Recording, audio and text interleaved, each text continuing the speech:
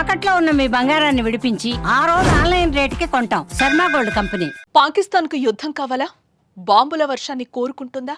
యుద్ధం రుచి చూడాలని ఉవ్విళ్ళూరుతుందా? ఎందుకు ఎల్ఓసి దగ్గర కుప్పిగంతులేస్తోంది? శాంతి మంత్రాన్ని జపిస్తున్న భారత్ను ఎందుకు పొడిచి పొడిచి కెలుకుతోంది? భారత్ రియాక్ట్ అయితే పాక్ పరిస్థితి ఏంటి? భారత్ ఇప్పటికీ మాటలతోనే హెచ్చరికలు చేసింది, కానీ పాకిస్తాన్ చేతులతో కవ్విస్తోంది. ఈ పరిస్థితులన్నీ భారత్ పాకిస్తాన్ మధ్య యుద్ధ వాతావరణాన్ని సృష్టించినట్టేనా? ఒకసారి చూద్దాం.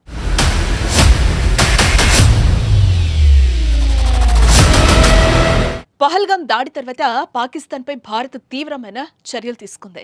సింధు జలాల ఒప్పందాన్ని రద్దు చేయడం, బోర్డర్లు మూసివేయటం, చివరికి భారత్లో ఉన్న పాకిస్తాన్ పౌరులను దేశం విడిచి వెళ్లిపోమని ఆదేశించడం. ఇంత జరిగినా పాకిస్తాన్ శాంతియుత చర్యలకు మాత్రం దిగడం లేదు.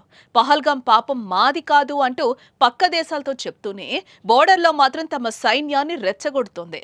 ఎల్ఓసి వెంట కాల్పులు జరిపితే కవ్వింపు చర్యలకు పాల్పడుతోంది. అంతేకాదు, లష్కరే తోయిబా మా దేశంలో లేదని దొంగ మాటలు చెప్తూనే ఆ సంస్థ అధినేత హఫీజ్ సయీద్ కు భద్రత కల్పిస్తోంది. అతని చేత రెచ్చగొట్టే మాటలు చెప్పిస్తోంది. ఇదంతా చూస్తుంటే పాకిస్తాన్ యుద్ధాన్ని కోరుకుంటుందా అనే అనుమానాలు కలుగుతున్నాయి.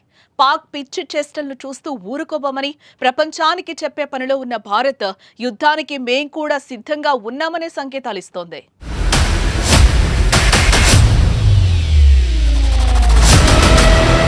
భారత్ పాక్ సరిహద్దుల్లో ఇప్పుడున్న పరిస్థితి చూస్తుంటే యుద్ధ మేఘాలు కమ్ముకున్నాయనే చెప్పాలి. పాక్ ఒక చిల్లర పనిచేసిన తాట తీసేందుకు భారత్ సిద్ధమైంది. ఇప్పటికే త్రివిధ దళాలు తమ సిబ్బందికి సెలవులు రద్దు చేసింది. అందరినీ క్యాంపుల్లో రిపోర్ట్ చేయాలని ఆర్డర్ చేసింది. అత్యవసర పరిస్థితులు ఉన్నప్పుడే ఇలాంటి చర్యలు తీసుకుంటారు. దీంతో భారత్ పాకిస్తాన్ సరిహద్దులో ఏ క్షణమైనా ఏదైనా జరగొచ్చని స్థితి కనిపిస్తోంది. అది యుద్ధం కావచ్చు, సర్జికల్ స్ట్రైక్స్ కావచ్చు, లేదంటే ఉగ్ర స్థావరాలను గుర్తించి వారిని మట్టుబెట్టడం కావచ్చు. పాక్ పిచ్చి చర్చలపై భారత్ ఈసారి ఆగ్రహించిన తీరు నిజంగానే బోర్డర్లో టెన్షన్ను క్రియేట్ చేస్తోందనే చెప్పాలి. ఇవి యుద్ధానికి సిద్ధమనే సంకేతాన్ని పంపించినట్టే భావించాల్సి వస్తుందని నిపుణులు చెప్తున్నారు.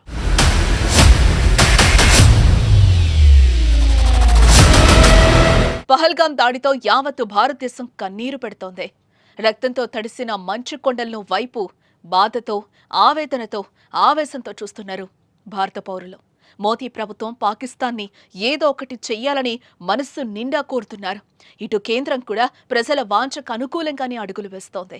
సరిహద్దుల్లోని సెంట్రల్ సెక్టర్లో ఇండియన్ ఎయిర్ ఫోర్స్ ఆక్రమణ్ ఎక్సర్సైజ్ చేసింది. ఆక్రమణ్ అంటే అటాక్ అని అర్థం అని చెప్తున్నారు డిఫెన్స్ ఎక్స్పర్ట్స్. ఆక్రమణ్ ఎక్సర్సైజ్ లో భారత్ పాకిస్తాన్తో పాటు ప్రపంచ దేశాలకు ఒక మెసేజ్ ను చాలా స్పష్టంగా పంపించింది.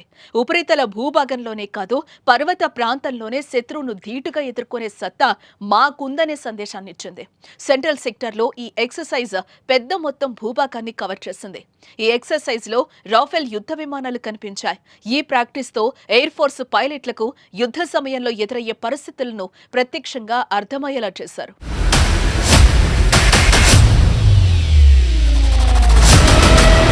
భారత వైమానిక దళం ఇప్పటికే దేశంలోని వైమానిక స్థావరాల నుంచి యుద్ధ విమానాలు సెంట్రల్ సెక్టార్కు తరలించింది. భారత వాయుసేనకు చెందిన టాప్ గన్స్ తో సహా అగ్రశ్రేణి పైలట్లను కూడా తరలించింది. పంజాబ్లోని అంబాలా నుంచి ఒక రాఫెల్ యుద్ధ విమానం, పశ్చిమ బెంగాల్లోని హషిమారా నుంచి మరో యుద్ధ విమానాన్ని సెంట్రల్ సెక్టార్కు తరలించింది. ఆక్రమణ్ లాంటి మరిన్ని విన్యాసాలు రాబోయే 2 నెలల్లో జరుగుతాయని భారత వాయుసేన చెప్తోంది. ఇటు ఇండియన్ నేవీ కూడా అందరి సెలవులను రద్దు చేసింది. ఇటు కర్ణాటకలోని కార్వాన్ ఓడరేవు నుంచి ఐఎన్ఎస్ విక్రాంత్ను కూడా సముద్ర జలాల్లోకి తరలించారు. 262 మీటర్ల పొడవైన ఈ యుద్ధ నౌక అరేబియాలో క్షిపణి పరీక్షకు రెడీ అవుతోంది.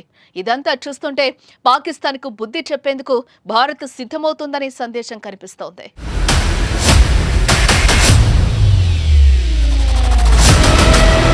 అటు పాకిస్తాన్ కూడా భారత్ యుద్ధం చేస్తుందనే ఆందోళనతోనే ఉన్నట్టుగా తెలుస్తోంది. పాకిస్తాన్ కూడా సైన్యాన్ని సెలవులు రద్దు చేసింది.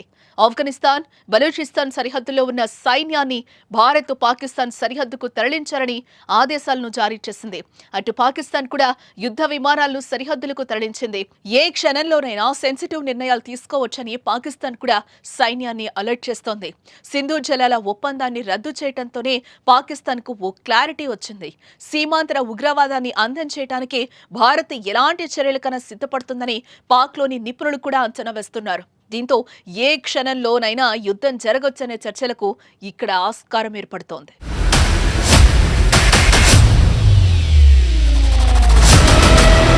ఐక్యరాజ్య సమితి కూడా రెండు దేశాలు కలిసికట్టుగా శాంతియుత వాతావరణం ఏర్పడటానికి ప్రయత్నించాలని కోరింది. ఈ నేపథ్యంలో భారత్ పాక్ల మధ్య ఉద్రిక్తతలు ఏ క్షణమైనా ఎలాంటి నిర్ణయాలకైనా కారణం కావచ్చని తెలుస్తోంది.